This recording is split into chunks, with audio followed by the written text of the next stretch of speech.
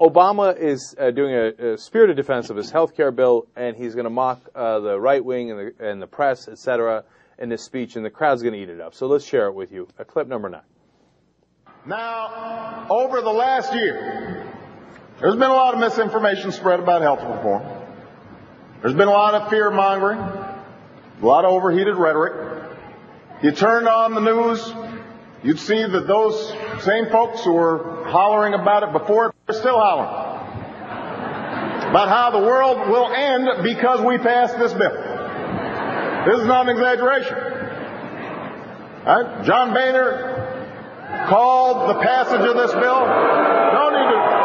We don't need to boo. I just want to give the facts. Called this passage of this bill Armageddon. You had others who said, this is the end of freedom as we know it. So after I signed the bill, I looked around. I looked up at the sky to see if asteroids were coming. I looked at the ground to see if cracks had opened up in the earth. You know what? It turned out it was a pretty nice day. Birds were still chirping. Folks were strolling down the street. Nobody had lost their doctor. Nobody had pulled the plug on Granny. Nobody was being dragged away to be forced into some government-run health care plan. But the thing is, though, you have to love some of the pundits in Washington. Every single day since I signed the reform law, there's been another poll or headline said, "Nation still divided on health care reform. Polls haven't changed yet." Well, yeah. It just last week. It's only been a week. Can you imagine if some of these reporters were working on a farm and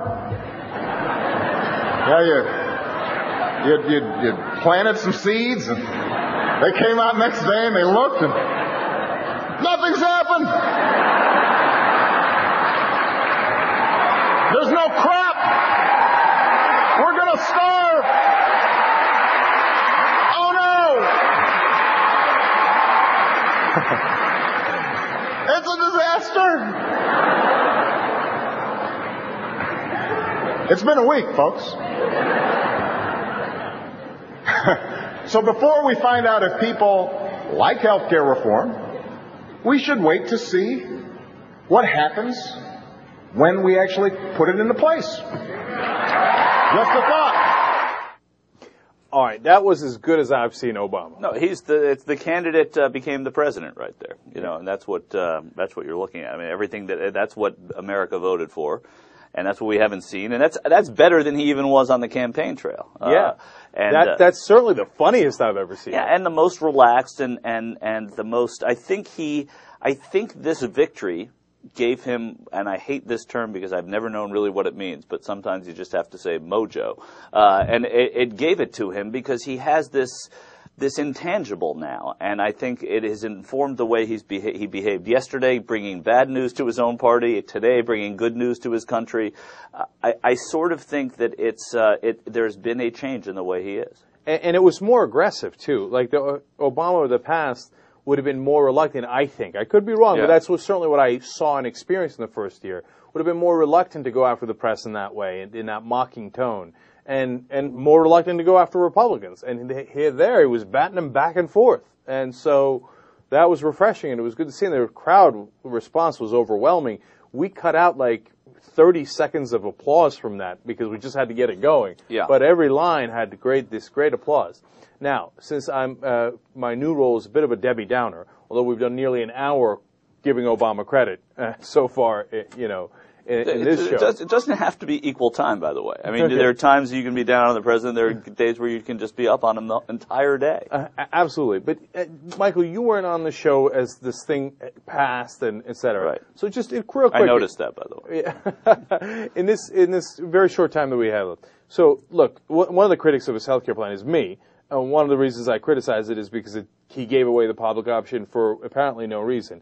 But am I seeing that wrong? I mean, he didn't get any Republican votes, and he didn't get the healthcare insurance industry obviously behind him. So why did he give it away?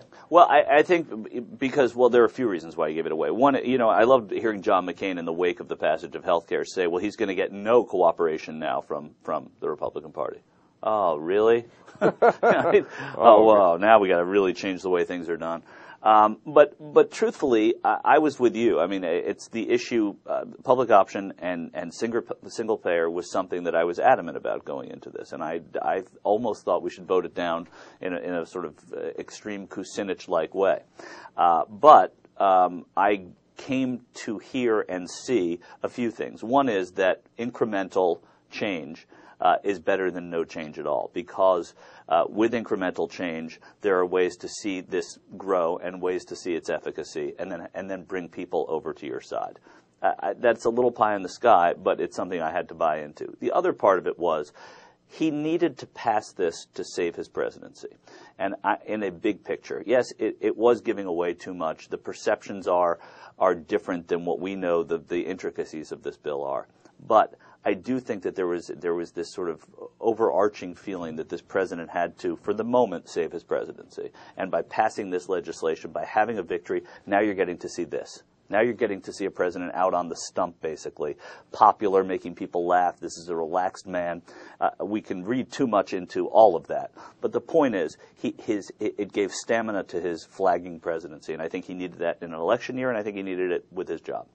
Right. Now, of course, he'd given away the public option before all of that really came to pass. Well, but as you were talking, Michael, I mean, I think the real reason he gave it away, I mean, all those things you said are perfectly valid, and I get that, he needed the conservative Democrats to sign it. I don't think the conservative he would have lost, and conservative corporatists, whatever you want to call them, Democrats. But that's what I mean. That's encompassed in what I'm saying. I mean, that yeah. should be implicit. But the other thing is he passed some health care reform, and people with pre-existing conditions are going to get covered, and children are going to get covered, and these things are so.